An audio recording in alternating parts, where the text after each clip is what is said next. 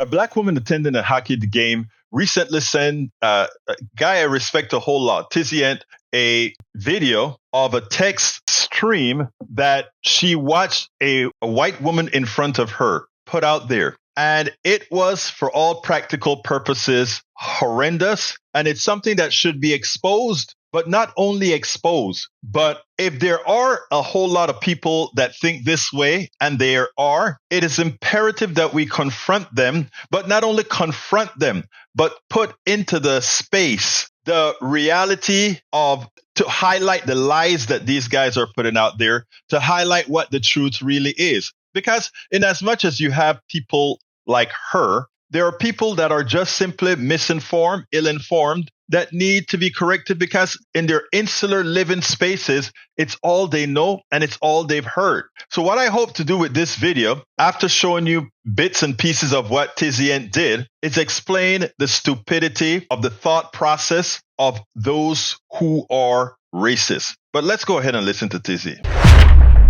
A black woman on February 9th went to attend her first hockey game, the Washington Capitals game. Went there very excited, was recording videos, really happy about being at the game. And shortly after taking her seat, she noticed a white woman who was sitting in front of her having a text conversation with someone who was saved in her phone as Jimmy. And normally she wouldn't pay attention to something like that, but the text was very large and certain words jump off the page, especially as a black woman. When you see someone texting like black people or blacks, that's going to get your attention. So she started paying attention, and what she saw was very upsetting. So obviously blue would be the woman's responses. The gray boxes would be Jimmy. Here you have part of a conversation: employment, education, and the criminal justice system. Serbia is considered one of the most racist countries. The woman sent him that. Jimmy responds, "That's hilarious. So they're saying America is racist because schools in the hood are worse and blacks commit crimes and are too lazy and stupid to get jobs?" She had sent him something and said, "You didn't know that?" He responded, "I do know about that. It's just crazy. Blacks probably have more experience because the hood is such a social environment. They don't travel the world like rich whites." She responds, "Right, and they say like in reading comprehension parts and tests that it's saying something about, I'm assuming black people not testing as well, but I don't see the full message, so can't say that for a fact." Next comes this one.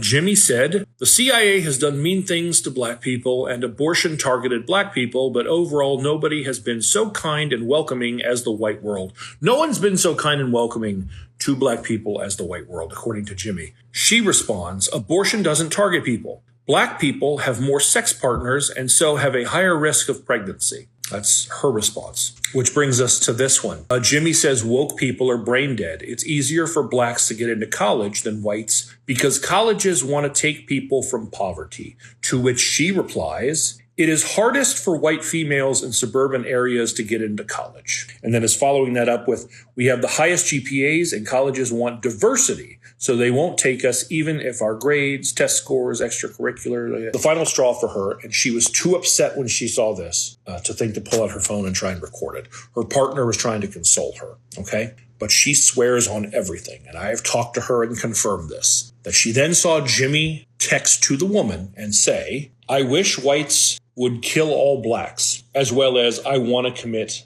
genocide." And what got her so upset, as bad as that is, was that the woman texting with him just sort of moved on from it, like continued the conversation. Wasn't like, "What the hell are you talking about?" She was distraught. She said the only reason she didn't confront the woman is because the woman was there with a couple of young kids. And for their sake, she didn't just blow up. But after hours of this, that woman got up to leave, and she got a very clear image of her. And then she messaged me after posting her video on TikTok and asked if I could help with this. And it took me very little time, quite frankly, to take this image and from that, find this image of that woman attending a Capitals game. She also said that this looked like the young children she was with. That image led me to this image, which led me to this very professional-looking picture that is on the website of her employer. That employer being one Alpine Group, which you can see from this LinkedIn is listed as a top 20 DC lobbying firm. As you can see on their employment page, she's right there, Courtney Johnson, listed as a principal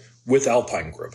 Actually, if you go to her LinkedIn, she's listed as the Senior Vice President at Alpine Group. And if you go to the Alpine Group website and you click on her picture, it pulls up her bio page. It says that Courtney Johnson was recognized as a top lobbyist by The Hill with a proven track record of successful advocacy, and she has spearheaded and executed numerous advocacy campaigns on major health legislation. So working on health legislation while making statements in her private life, such as Black people have more sex partners and so have a higher risk of pregnancy. I reached out to Keenan Austin Reed, the CEO.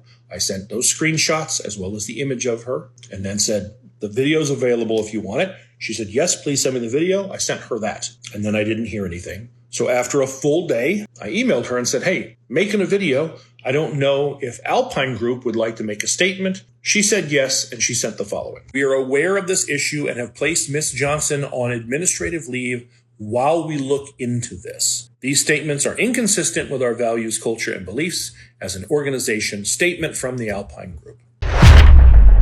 All right, look, let's be clear here. I want to first dispel a few things. The reality, Black people have more sex than that. Yes, Tizzy's right. She was trying to imply promiscuity. Look, the stats absolutely prove otherwise. Okay, the stats prove that whether you're Black, white, Latino, whatever, in the aggregate, the number of sexual partners, all of that are pretty darn similar. And when there are exceptions, the exceptions are minimal. The fact that there are people that are believing the things that she speaks about, and Jimmy, the person that she's speaking about Black folks, is painful, but it is not only painful, but ridiculous. I mean, one of the reasons I wrote a book called Tribulations of an Afro-Latino Caribbean Man is because just like you have folks that think the way she and Jimmy does, it's a thing that all of us, people of color, have to live through. And itemizing it and putting it in a fashion that folks can understand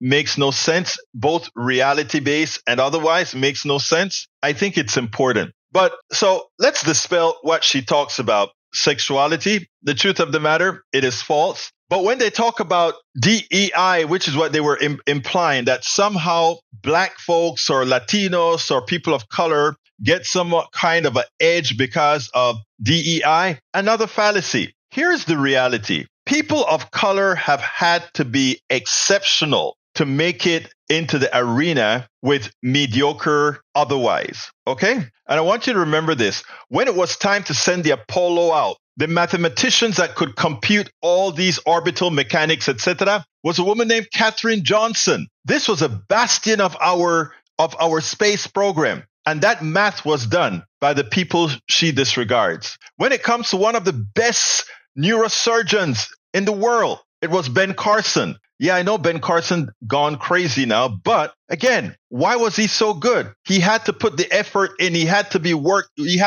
to get to the top. Katherine Johnson had to work to get to the top. Serena Williams in sports had to be that much better. Tiger Woods had to be that much better. Michael Jordan, Magic Johnson, they had to be so much better. So in effect, a lot of the prejudice and the racism that you saw in that conversation, in as much as it's a bad thing, it actually makes people of color better because they have to overperform.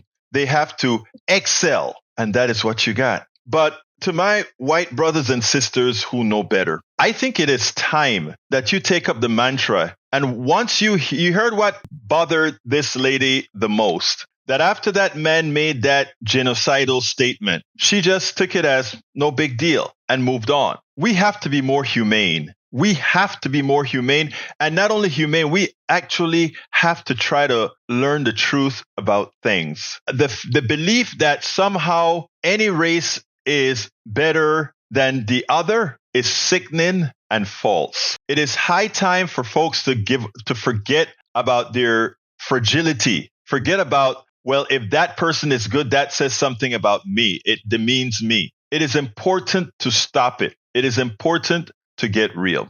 Now, I could go on further with this, but I think you get the point. Let's make one last point. No race is superior to any. In America and the Western world, white supremacy is still a thing, but it's a trick played not on Black folks, not on Latino folks, not on indigenous folks. white supremacy is a trick played on white people. It is a trick that is damaging. It's a trick that makes you not excel as much as you can. And it is a trick that's used to divide people in order for a select few to take it all. And when we understand that, those of us below what the white supremacists think, meaning the average white, the average black, the average Latino, the average Asian, all of these, those folks, when they work together, will take it all away. All that was stolen because of the trick, because of the disease of white supremacy.